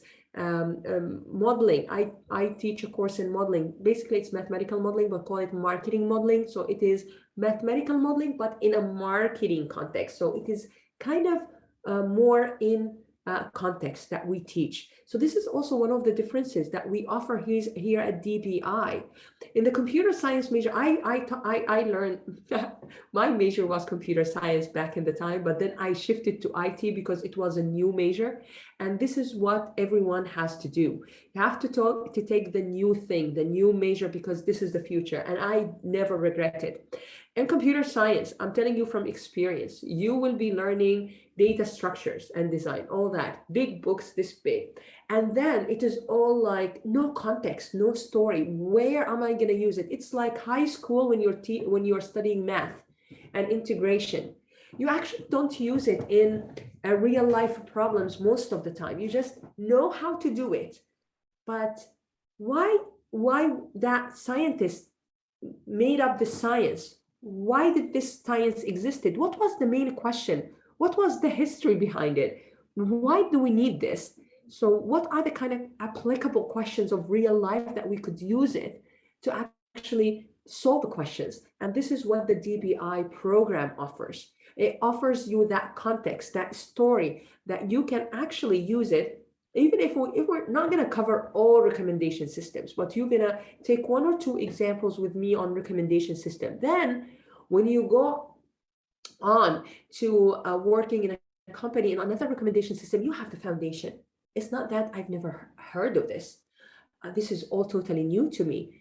And also, you could be more intelligent, I would say, and with an advantage over your peers who are older than you and studied on their own just recommendation system, because they are working in this company and they want to keep up, and they start just to study the recommendation system. You studied other AI-based systems from other professors. Of course, I'm not experienced in fintech, but we have a professor from Indonesia. He's experienced in finance, and we have other professor also. I think Professor Fatih is also experienced in fintech and teaching fintech as well. So you can learn other systems, and then you will ask yourself, how can I use this other system? Actually, I can make a new system using this kind of technology with this kind of technology, interdisciplinary. This is also the second advantage of our program. Second advantage is the interdisciplinary. You can use the experience from different professors from different backgrounds. We have a professor who is a big researcher in quantum computing. If you've heard quantum computing and the atom and the neuron is the future, the neural networks, atom and quantum computing. These are the kind of science we offer you here in the DBI program. It is, if you've noticed in most of the job descriptions or the job postings, they tell you, for example, computer science or any related degree. This is what they mean by any related degree. Like a degree like DBI, it's really new. We're very unique, but they always, in any job post, they tell you, for example, computer science or any related field. So this is where you also can fit. What are your thoughts on quantum computers? Oh, I just mentioned that. Quantum computers and how it is going to affect the business of AI, machine learning, and software industry. A very interesting anonymous attendee just asking questions that I just addressed. This is quite a topic of debate that it will take probably, if we want, it can take up from 5 minutes to 10 minutes to half an hour, debating the future of quantum computing and AI, but definitely it is related. And probably I should have added a slide on that. So maybe next time I should add a slide on that or a mini case on that. So we have a professor specialized in quantum computing, and we are giving courses in that area as well. So in traditional computer science programs, you won't find that. And you will find the quantum computing in physics related programs. So not many of the attendees maybe today are aiming at physics and maybe thinking of physics or DBI, right? Or physics or computer science. So here in DBI, we're actually melting together different disciplines and areas of potential, of high potential in the future using AI. If one is passionate about programming and technology, can he or she be better in DBI program? Yes, definitely. Please join us, and we would want this kind of students. Is the new campus on track for 2023? Yes, I think so, but I am not. I am not qualified to answer this question. I think Ben will answer this question for you. And yes, yeah, it is on track. However, we are going to wrap things up because we do need to let our offices begin their Q&A in the various Zoom rooms. So Professor Nora, if you have kind of any last words you would like to say to the students. Thank you. Yeah, thank you so much. I just want to assure you that you don't have to select all the courses. So that was one of the last questions. Again, you don't have to take all the courses. You don't have to have a concentration. In fact, on your transcript, you want to graduate with a certain concentration. but you could definitely mention it in your CV because you can show in your syllabus that you have taken certain courses that qualify you to be competitive with certain majors like computer science and so on, and even far more competitive than these majors. So you don't have to take them. It's not a must. It's optional, as Penn said, and it is just we recommending to you a path to take if you have a certain interest. And some of my students don't have any concentration. They take randomly courses based on their own interest, or because they like a certain teacher, so they take all my courses, for example.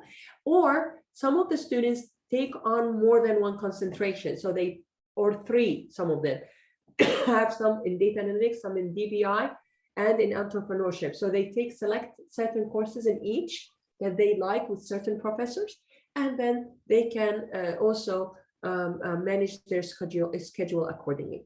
So yes, you have a lot of flexibility with DBI, and I personally look forward to meeting you here at TIU, hopefully online or in person sometime soon. Thank you so much for listening and for hanging with us today, hanging out with us today. Thank you very much, Professor Nora. It was very engaging and interesting presentation and mock class. We got a lot of great questions from the participants. Unfortunately, we just don't have enough time to address all the questions.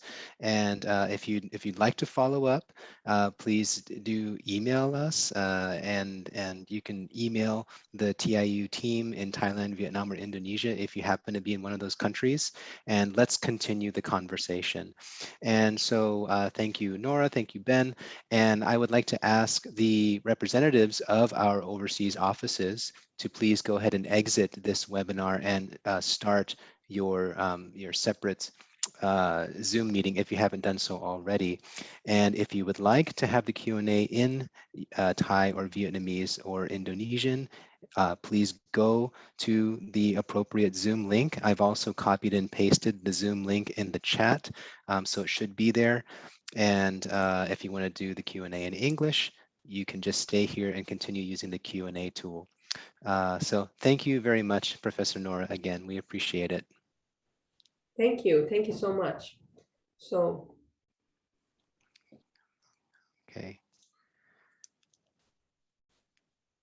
ที่ TIU นะคะก็อันนี้เดี๋ยวพี่อธิบายให้ฟังก่อนเนาะว่าเราต้องเตรียมตัวยังไงบ้างสำหรับน้องๆม.6 ส่วนถ้าน้องม.ปลายคนไหนสนใจก็คือยึดการสมัครตรงนี้ไว้เป็นแนวทางสำหรับปีถัดๆไปได้นะคะเพียงแต่ว่าหลังจากนี้เราอาจจะต้องมาอัปเดตกันอีกทีนึงว่าปีหน้ามีอะไรเปลี่ยนแปลงหรือเปล่านะคะก็เดี๋ยวพี่พูดให้ฟังก่อนเนาะแล้วถ้าใครมีคำถามอะไรก็สามารถถามเอาไว้ได้ทั้งในแชทแล้วก็หลังจากนี้เราคุยกันได้นะคะสำหรับการสมัครเข้าเรียนที่ TIU นะคะเราจะมี2 ส่วนที่ต้องทำนะคะซึ่งแต่ก่อนอื่นเลยก็คือที่ต้องแจ้งก่อนว่าที่ TIU เรายังไม่มีสอบข้อเขียนแล้วก็ไม่มีสอบสัมภาษณ์นะคะเพียงแต่ว่าสิ่งที่น้องจะต้องไปสอบมาเองข้างนอกก็คือคะแนนทดสอบภาษาอังกฤษตัวใดตัวหนึ่งที่ขึ้นอยู่ทางด้านขวามือของสไลด์นะคะเช่นถ้าใครมีแพลนจะไปสอบ IELTS อยู่แล้วก็สามารถยื่นคะแนน IELTS ได้นะคะโดยคะแนนขั้นต่ำที่สามารถจะยื่นสมัครเข้ามาที่ TIU ได้ก็คือ 5.5 คะแนนขึ้นไป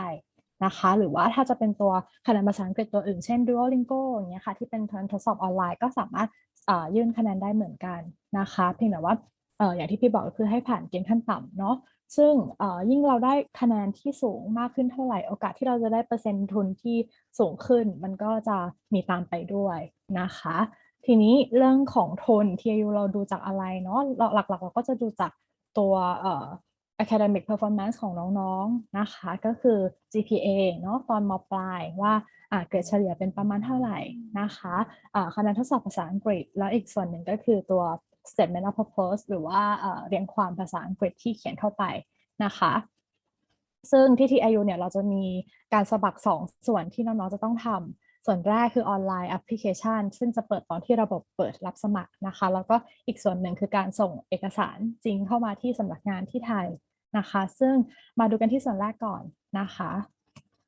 ส่วนแรกเนี่ยในเรื่องของออนไลน์แอปพลิเคชันนะคะตอนช่วงรับสมัครเปิดเนี่ยเขาก็จะเว็บไซต์เนี่ยก็จะเปิดให้น้องสามารถเข้าไปสร้าง username password เพื่อที่จะเข้าไปในระบบการสมัครได้นะคะซึ่ง นอกจากเรื่องของ background ประวัติการศึกษาของน้องๆตั้งแต่ระดับประถมที่ต้องกรอกเข้าไปแล้วค่ะก็จะมีในเรื่องของค่าธรรมเนียมการสมัครที่ 5,000 เยนนะคะแล้วก็อย่างที่พี่บอกตัวเรียงความ statement of purpose เนี่ยก็จะอยู่ในออนไลน์ด้วยเขียนเกี่ยวกับอะไรบ้างนะคะก็จะมีให้น้องๆเล่าคร่าวๆเกี่ยวกับตัวเองนิดนึงว่าเราเป็นใครมีความสนใจยังไงนะคะแล้วก็คิดว่าทำไมถึงตัดสินใจมาเรียนที่ TIU อย่างเงี้ยค่ะแล้วก็ทำไมสนใจที่จะเรียนสาขาวิชานี้นะคะแล้วก็คิดว่าการเรียนที่ TIU เนี่ยมันจะช่วยตอบโจทย์เป้าหมายในอนาคตของน้องได้อย่างไรบ้างนะคะให้อยู่ใน 450-600 คำภาษาอังกฤษซึ่งตรงนี้พี่ก็แนะนำว่าให้เช็คกรมมาให้ดีๆนะคะแล้วก็ดูโฟล์นิดนึงเนาะแล้วก็ถ้าเป็นไปได้ก็อาจจะให้อาจารย์ที่เป็น native speaker ช่วยเช็คให้นะคะเพราะว่าอย่างที่พี่บอกก็คือ essay เป็นส่วนหนึ่งของการ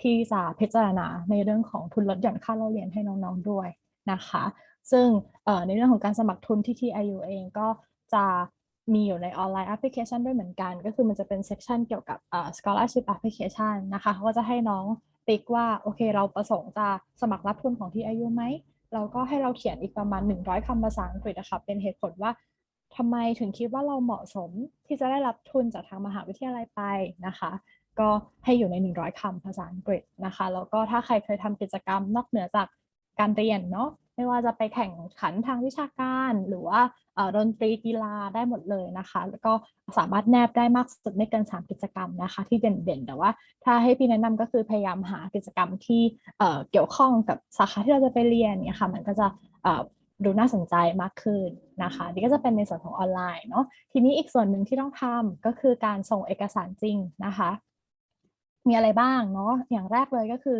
ใบแสดงผลการเรียนนะคะในระดับชั้นม.ปลายก็คือเอาใบเกรดเนาะที่เราเข้าใจกันก็คือตั้งแต่ม.4 เป็นต้นมานะคะจนถึงเทอมล่าสุดเท่าที่โรงเรียนสามารถออกให้ได้นั่นหมายความว่าถ้าน้องสมัครตอนช่วงม.6 เทอมที่ 1แล้วเกรดม.6 เทอมแรกยังไม่ออกเราก็จะยื่นแค่4 เทอมนะคะก็คือม.4 ม.5 เนาะแต่ว่าถ้าเกรดเรายื่นตอนม.6 เทอมที่ 2แล้วเกรดเทอมแรกออกแล้วก็ต้องยื่น5 เทอมก็เป็นตั้งแต่ม.4 ม.5 แล้วก็ม.6 เทอมที่ 1นะคะแล้วก็เอกสารเป็นภาษาอังกฤษออกโดยโรงเรียนนะคะอันนี้ซึ่งถ้าใครเคยไปเรียนแลกเปลี่ยนระหว่างที่อยู่ในระดับชั้นม.ปลายที่ต่างประเทศนะคะก็ต้องส่งใบเกรดปีที่ไปแลกเปลี่ยนด้วยนะคะแล้วก็อีกใบหนึ่งก็จะเป็นวุฒิบัตรจบการศึกษานะคะก็คือจะถ้าเกิดสมมติว่าเราสมัครเข้าเรียนแล้วเราได้รับการตอบรับเข้าเรียนแล้วเนี่ยจะต้องยื่นใบจบตามมาด้วยเพียงแต่ว่าเนี่ยน้องยังอยู่ม.6 ยังไม่มีใบจบนะคะสิ่งที่ทางมหาวิทยาลัยเขาต้องการก็คือใบรับรองการคาดว่าจะจบการศึกษาในช่วงเดือนไหนปีอะไรนะคะซึ่งหลักๆก็คือพยายามให้ทางโรงเรียนนะคะช่วยออกให้ไม่เกินวันที่ 31 มีนาคมนะคะตรงนี้ก็จะเป็นตัวที่เรียกว่า Certificate of Expected Graduation แล้วก็อันนี้ก็จะเป็นสำหรับน้องๆที่จะไปเทอมเมษาเนาะก็คือพยายามใน 31 มีนาคมแต่ว่าถ้าเป็นเทอมกันยานี่ก็แล้วแต่ถ้าเป็นโรงเรียนภายในวันที่ช่วงเดือนมิถุนายนเป็นต้นนะคะแล้วแต่โรงแล้วก็อีกตัวหนึ่งก็จะเป็นตัว letter of recommendation นะคะ1 ฉบับหรือว่าจดหมายแนะนำจากอาจารย์ที่โรงเรียนนะคะซึ่งต้องที่เรารู้จักเนี่ยออกให้เป็นภาษาอังกฤษหรือภาษาญี่ปุ่นก็ได้นะคะซึ่งถ้าใครไม่ในรูปแบบของจดหมายอะค่ะก็สามารถเข้าไปดาวน์โหลดในเว็บไซต์ของ TIU ได้เราก็จะมีแบบฟอร์มไว้ให้นะคะแล้วก็คะแนนทดสอบภาษาอังกฤษตัวใดตัวหนึ่งอย่างที่พี่บอกไปแล้วซึ่ง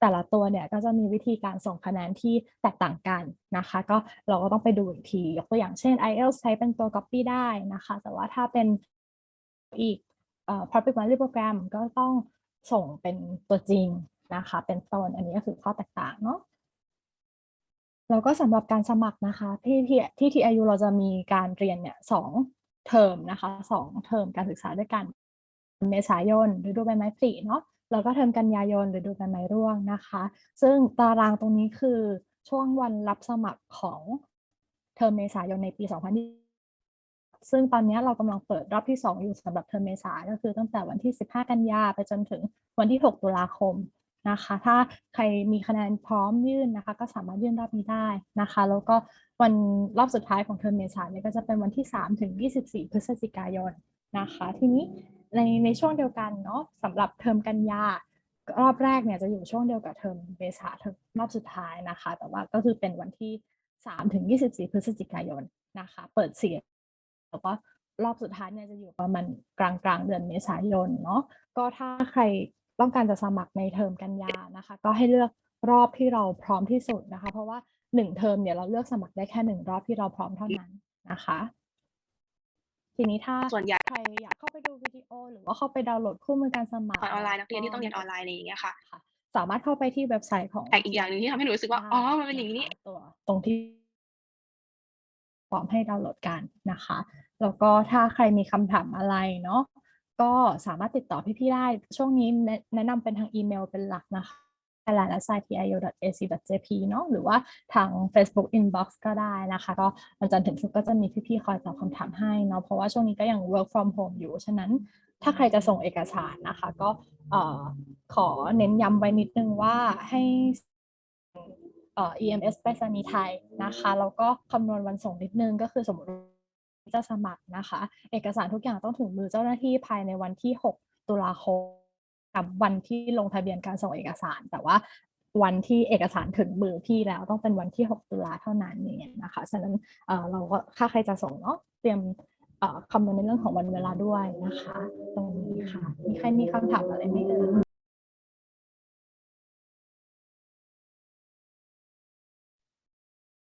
มีน้องๆคนไหนมีคำถามอยากถามเพิ่มเติมนอกเหนือจากที่อธิบายให้ฟังไหมคะเอกสารที่ต้องใช้ยื่นทั้งหมดก็จะมีเกรดเฉลี่ยของม.ปลายใช่ไหมครับเกรดเฉลี่ยของม.ปลาย1 2ก็คือผลคะแนนสอบภาษาอังกฤษแล้วก็3คือ statement of purpose ใช่ไหมครับเพียงแค่3อย่างนี้ทุกใช่ไหมครับ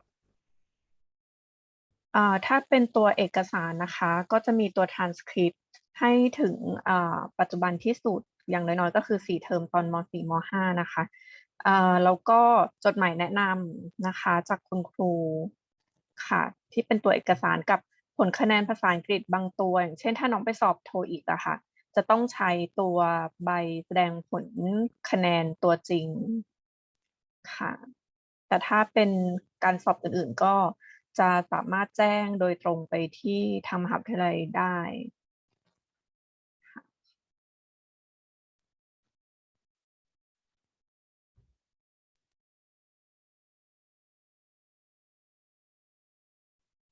มีคำถามเพิ่มเติมไหมคะ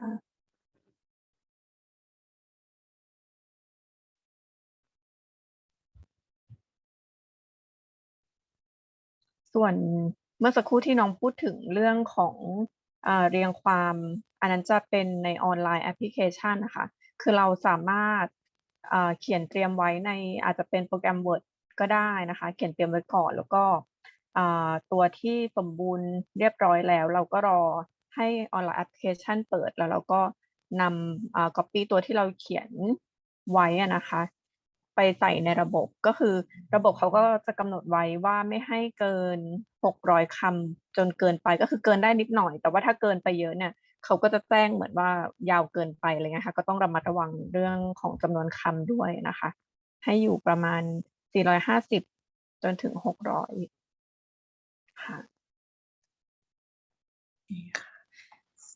สำหรับที่น้องถามไปเรื่องวีซ่านักเรียนญี่ปุ่นนะคะยังไงก็ยังคงต้องติดตามประกาศของรัฐบาลญี่ปุ่นนะคะแล้วก็สามารถเข้าไปกรอกยื่นขอรับทุนได้ที่ไหนเดี๋ยวพี่แปะลิงก์เป็นออนไลน์แอปพลิเคชันไว้ให้นะคะแล้วก็มีจำนวนจำกัดที่นั่งไหมครับผมสักครู่นะคะ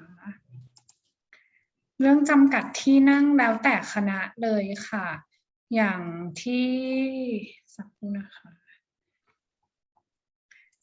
ตอนนี้ใครมีจำนวนในมือไหมคะว่านับเท่าไหร่สักครู่นะคะ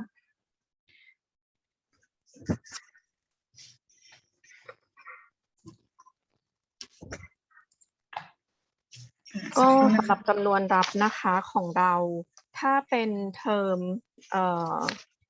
ของ April นะคะจำนวนรับจะน้อยกว่าของกันยายนนิดนึงนะคะเพราะว่าเหตุผลก็คือรอบของเดือนเมษายนนะคะจะเป็นรอบที่ตามปกติแล้ว นักเรียนที่จบหลักสูตรไทยหรือว่าหลักสูตรญี่ปุ่นนะคะจะสามารถเข้าเรียนได้ก็คือคล้ายๆว่าอันนี้เป็นอิงเทอมแบบญี่ปุ่นเพราะว่าญี่ปุ่นเขาจะเปิดเทอมทุกๆเดือนเมษายนนะคะแล้วก็ของไทยเราเนี่ยคือเรียนจบ31มีนาพอดีนะคะเพราะฉะนั้นก็สามารถเข้าเรียนเทอมแบบญี่ปุ่นได้นะคะแต่ว่าพอเป็นเทอมกันยายนนะคะก็จะเป็นแบบหลักสูตรอินเตอร์ทั่วไปหรือว่าทางที่เป็นหลักสูตรแบบของต่างประเทศเขานะคะเขาจะปิดเทอมประมาณช่วงเดือนมิถุนายนเพราะฉะนั้นเขาก็จะพร้อมที่จะไปเรียนตอนกันยายนนะคะจำนวนรับก็จะตามที่เห็นอยู่บนสไลด์ตอนนี้แต่ว่ามันก็บวกลบได้นิดหน่อยนะคะค่ะค่ะยินดีค่ะ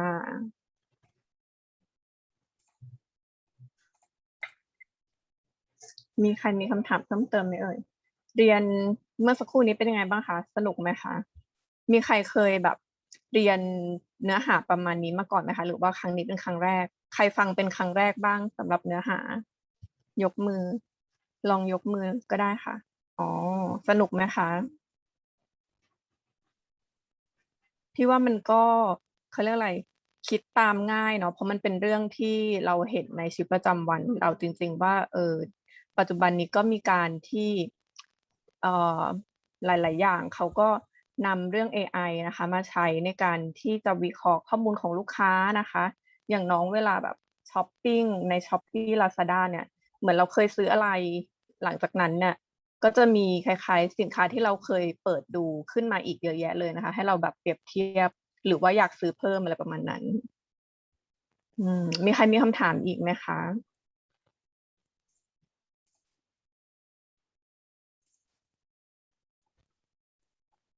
มีเมื่อสักครู่นี้ที่ลองถามก็คือมีน้องม.6 อยู่ประมาณ4 คนเนาะมีในน้องม.6 ที่ยกมือเมื่อสักครู่นะคะมีใครที่เล็งรอบสปริงไว้บ้างคะ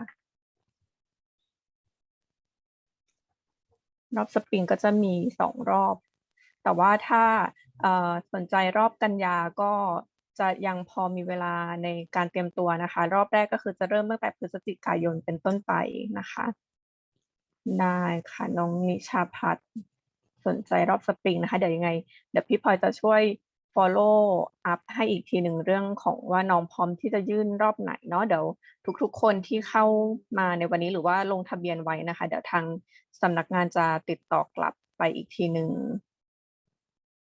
ค่ะ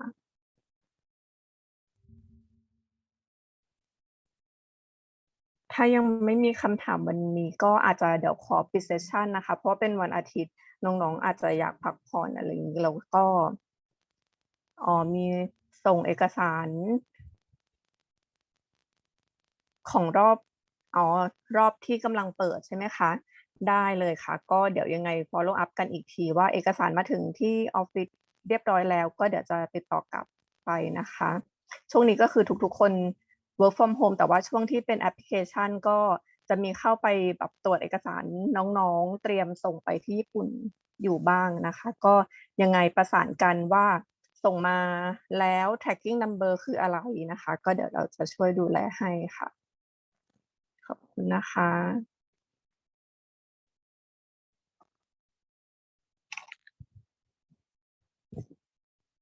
มีใครมีข้อมูลอะไรเพิ่มเติมไหมคะคุณบุ๋มไม่ได้ยินเสียงค่ะถ้ามีคำถามเพิ่มเติมก็ติดต่อหลังไมค์ได้ทุกช่องทางเลยนะคะถ้าอย่างไรวันนี้เราปิดเซสชันกันดีกว่าเนาะน้องสตาร์ทแต่บ่ายโมงได้ค่ะก็ขอบคุณน้องๆมากเลยนะคะที่สนใจมาเข้าฟังทั้งในคลาสเมื่อสักครู่นี้แล้วก็มาฟังพวกพี่ต่อนะคะก็ถ้าใครพร้อมแล้วก็สามารถออกได้เลยนะคะขอบคุณมากค่ะขอบคุณมากค่ะขอบคุณค่ะ